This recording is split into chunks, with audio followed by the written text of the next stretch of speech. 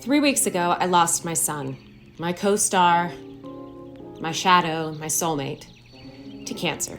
Now, initially I started vlogging his fight with cancer to make a video about caretaking and how the burden of being responsible for others often falls on the shoulders of women and queer individuals. I thought it was gonna fit nicely into the Year of the Goddess theme. But then things went south really quickly with my little guy, and so vlogging became more of a coping mechanism. I started recording every moment I could so I could remember every meow, every cuddle, and yes, even every little swipe. The trajectory for me of better is a wavy line, but I promised everyone who watches that if we're gonna do this whole like adulting betterment thing on this place, that I would be very honest with everyone. And the truth is, this is my first stint, my first time caretaking, where for all intensive purposes, my caretaking was unsuccessful. I mean, the patient died.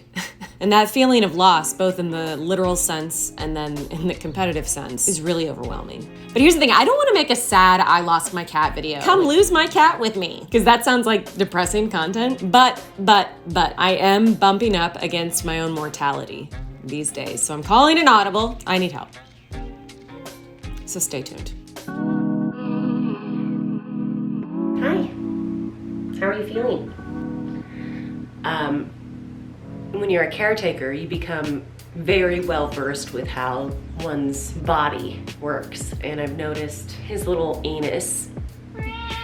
I'm sorry, I know this is so embarrassing for both of us, but his little butthole looks a little inflamed and different when it's time for a big ol', and his butthole looks normal. So he's been on this miracle medicine that the internet has raved about. It's called Nutravet Anti-Diarrheal. It has like literally the best reviews I've ever seen. It's got better reviews than the Scrub Daddy, okay? And that thing like breaks the internet. He's had about 3 doses of that in the past 24 hours-ish. Oh, wait a second. Why do you have poop on your foot? Why do you have poop on your foot? You've got poop on your foot right here.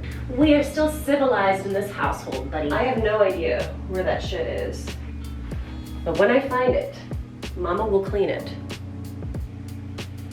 Oh, Lord. Did you get the email of questions? I did. I got them, read them, and said nothing to you. Received. That's it. Thank you. Thank you so much. What I love about Bones, he had so much attitude. I don't know that I've met a cat with the amount of tude that Bones had, like drag queen level tude. I walked into your house. It might have been my first time meeting Bones. I walked in, you have kind of like a little entryway and then you turn and that's the kitchen. Bones was on the dining table. I rounded the corner. We were just staring at each other. And then he looked me dead in the eye and he was like, and you're like, there's Bones. It's like, yeah, I see him. I'm not taking care of anyone else except Mars. You know what I mean? How do you find the energy? How do you self-preserve? I didn't have the energy for a while and I didn't realize it. I was like on fumes. It's just like almost instinctual, because while grieving and while caretaking was, I just didn't sleep. I would go to sleep at 2 a.m. and wake up at like 6 and just be like, all right, here we go. Even my therapist, when I was explaining this to her, told me, yeah, this is not the first time I've heard that. That is just something that people experience sometimes. You know, sometimes there's not much you can do. It's just a product of grief or a product of caretaking. I am fucking devastated over here. And then you go ahead and do this. But I had to pause filming to have a quick little meant to be. But baby, we're back. I thought I was gonna get a moment alone. Some time to myself tonight, and let's be honest, I still might. But at the moment, I need to make bespoke cat food because the stupid prescription vet and medicine food, whatever the fuck, hasn't arrived in the mail yet, and it's a prescription. It may never arrive. It's certainly how I feel right now. So I am waiting for chicken to boil, and then I'm gonna puree that with a little bit of rice and salmon oil and maybe a little chicken stock and water. Mwah. Delish. Hopefully this doesn't make my cat been sicker. Today, I was walking around the kitchen and I tripped Bones. You know when cats get in between you, and it wasn't like I kicked him or anything, thank God. So I tripped him. His little foot went out from underneath him, and he usually can recover really quickly from that, but I had to like pick him up. So that's alarming. Whew, let's tune back into the cooking, shall we? Boiled chicken breast, look at it. Is this appetizing? Should I have my own show on the Food Network? Answer honestly. Damn. Even from this angle, the skin is glowing. I am potentially actually losing it because this boiled chicken smells good to me. Goodness, girl, what is wrong with you? So in this blender, I have boiled chicken and a little bit of rice, white rice. Taking some of the water that I boiled the chicken in, pouring it in there. You thought we were done. We are not. We are here in my blending station. Should I give you guys the tasty angle? You'll note that I'm giving him a very small amount because he already had like a little snack. I don't know what I'm doing. That's why. I don't know what I'm doing. When you lose something that is so emotionally tied to you and is a piece of you, there's some rewiring that needs to happen. And something that you said to me that has stuck with me a lot. This is the type of loss that just changes your DNA. It just rewires you. And I was like, that is exactly it. There's a version of yourself pre this loss. There's a version of yourself during the loss. And there's a version of yourself post the loss. You're just different now. You could be 1% different. You can be 99% different. But there is a part of you that is a different person now.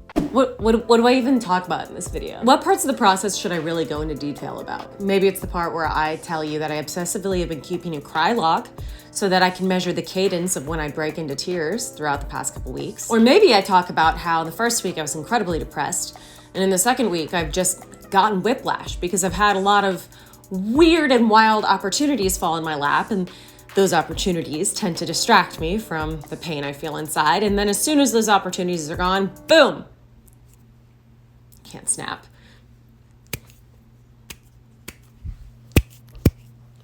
You get the point.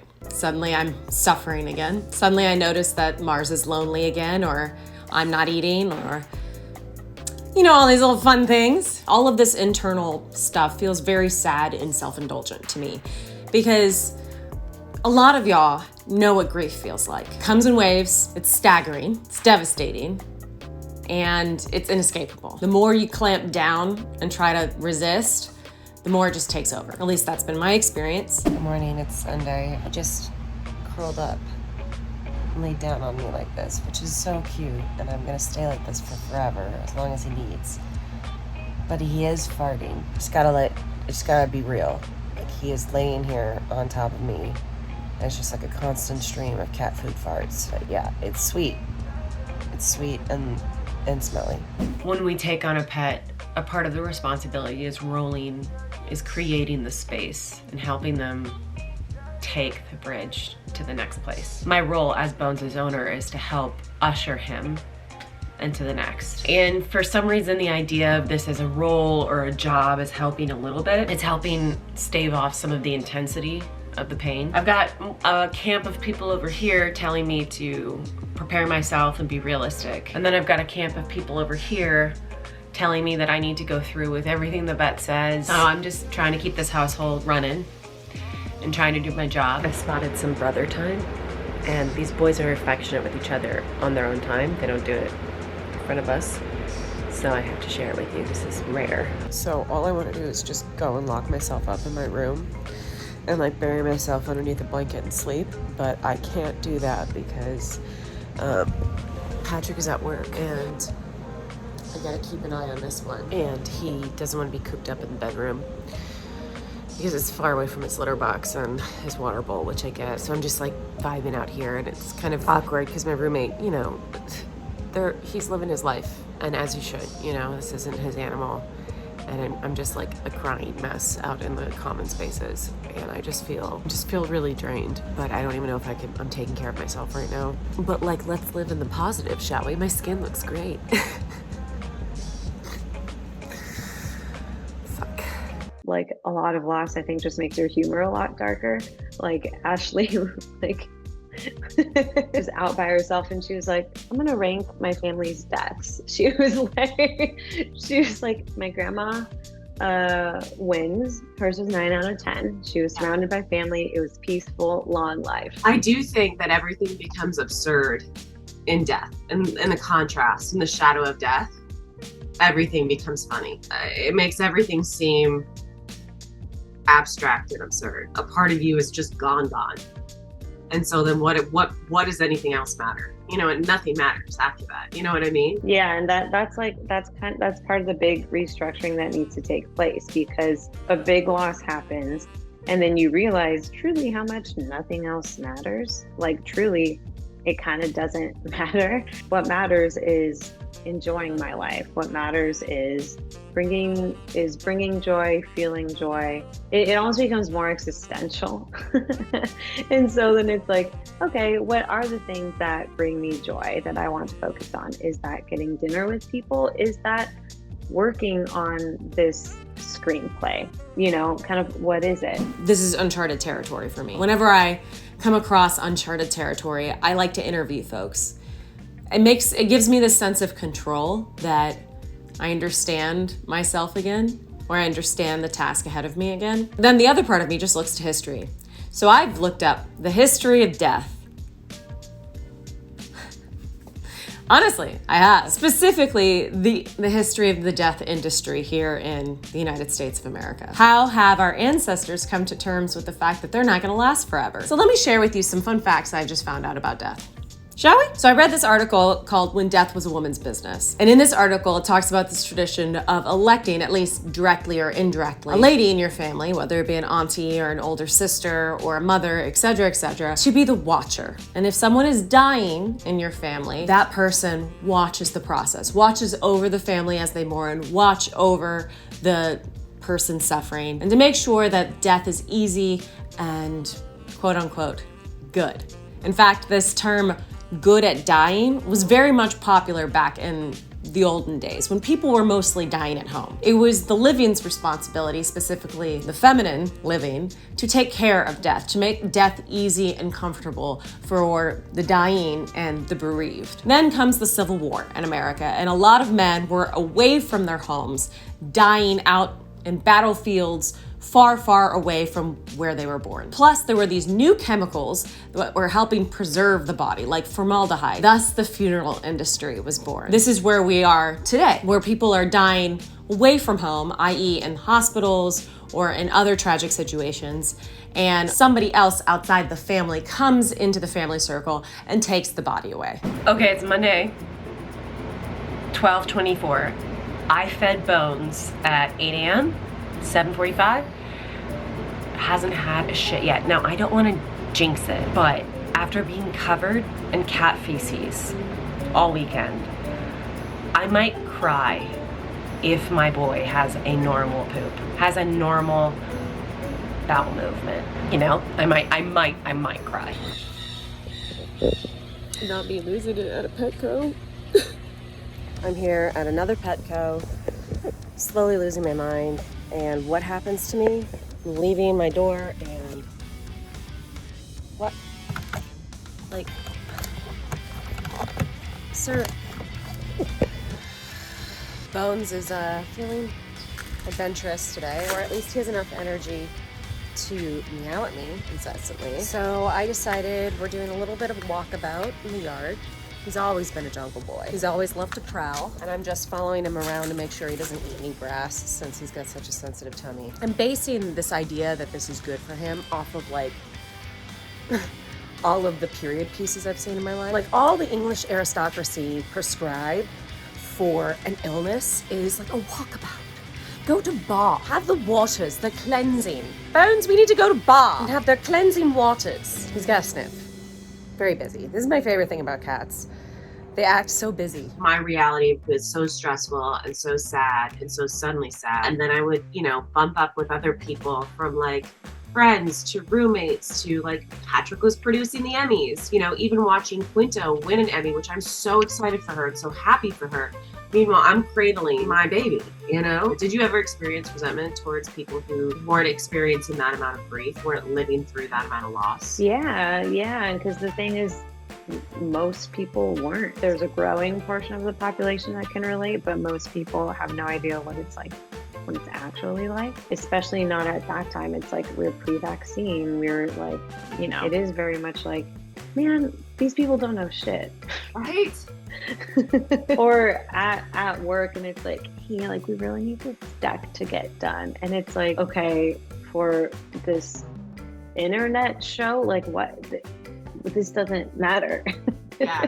Because and that's the balance where it's like, it kind of doesn't. I know this thing doesn't really matter in the grand scheme of like life and the world, but I know that it's helping me get to what I do want to matter. When I did all this research, I thought about how having more contact with the process of dying, whether it be with the body or having more one-on-one time with death, makes it seem a lot less scary. We were lucky enough to have Bones die at home. We were lucky enough to be with him in his final moments. Ushering him into the next life, I think, was very therapeutic for both Patrick and I. In my process of grieving, I felt the need to want to incorporate him more in my physical space and in my physical life. As I was reflecting on this one night, I decided to ask Instagram, hey, does anyone know how to build an altar? Because I know in Mexican culture, they have something called ofrendas, which is essentially an altar, often with religious implications, that honors your ancestors and your beloved and your loved ones who've passed. A lot of y'all had suggestions for how I should build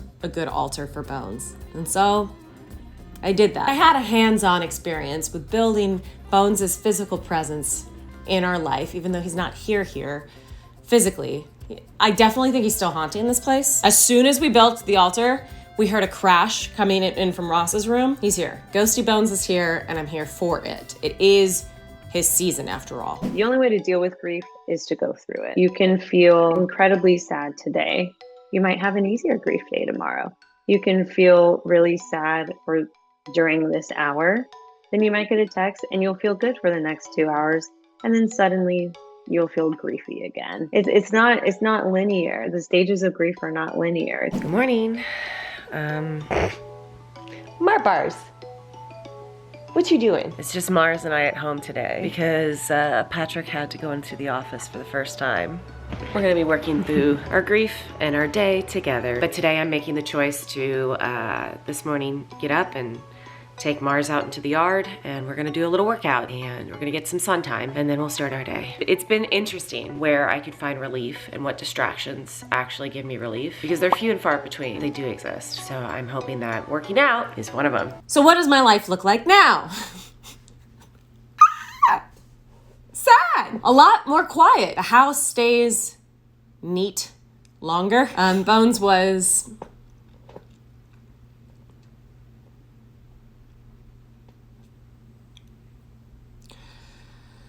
He was my spicy one.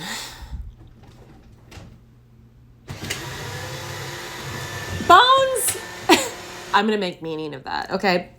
As God is my witness, but y'all were here, y'all saw. No one told me that when you're grieving somebody, when you lose somebody, you often become very anxious about the other people in your life. I'm not gonna get into detail about it, but let's just say in the weeks after Bones passed, I have had a couple of panic attacks worrying about other loved ones in my life. And as follow-up from that, I have scheduled numerous veterinarian appointments for Mars. Okay.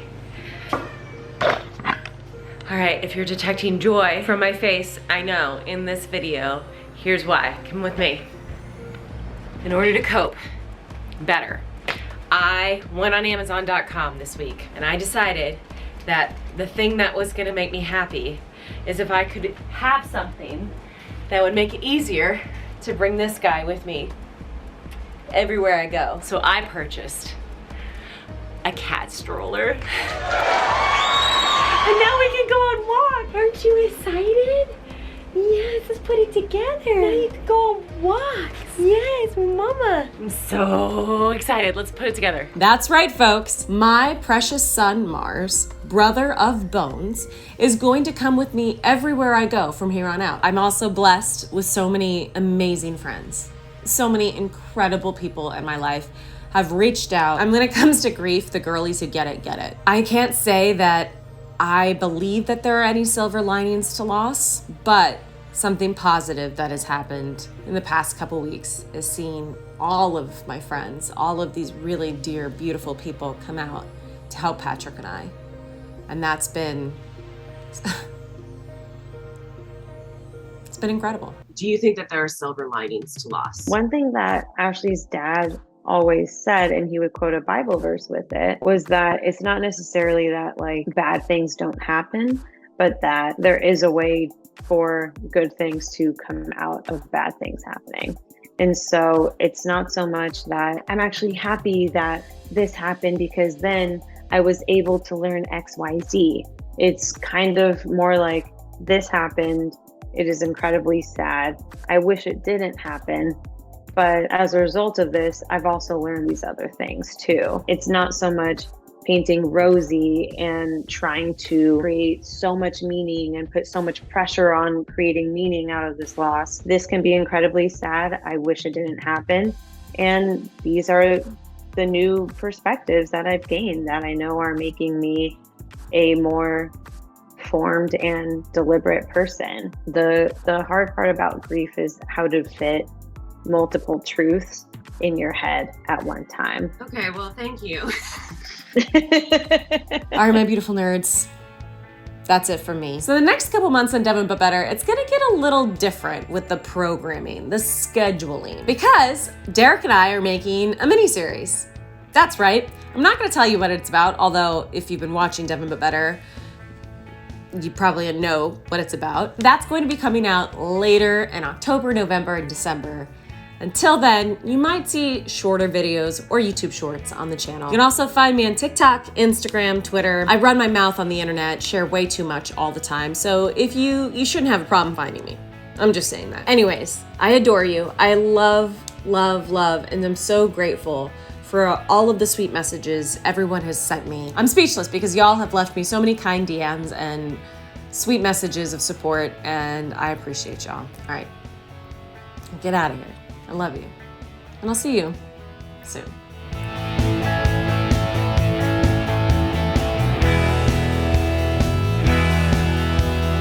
I'm gonna go touch grass or make some food or something. I love you.